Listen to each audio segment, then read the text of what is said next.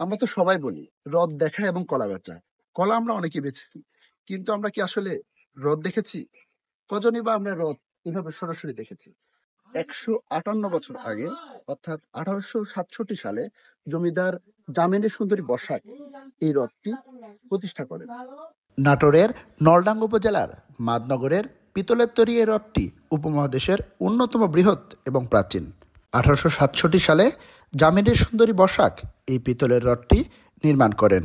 এটি প্রায় ২০ ফুট উঁচু, ১২টি চাকা এবং ১১২টি পিলার বিশিষ্ট। দেশভাগের পর অনেক সময় রথযাত্রার এই উৎসব বন্ধ থাকলেও স্থানীয়রা ২০১২ সাল থেকে পুনরায় আবার এই উৎসব চালু করেন। রথযাত্রা অনুষ্ঠিত হয় আষাঢ় মাসের শুক্লপক্ষ দ্বিতীয়া তিথিতে, যা ইংরেজি ক্যালেন্ডার অনুযায়ী জুন জুলাই মাসের মাঝামাঝি। পুরীর মতোই এই উৎসব স্থানীয় হিন্দু সম্প্রদায়ের কাছে পবিত্রতা ও সমৃদ্ধির বার্তা বহন করে।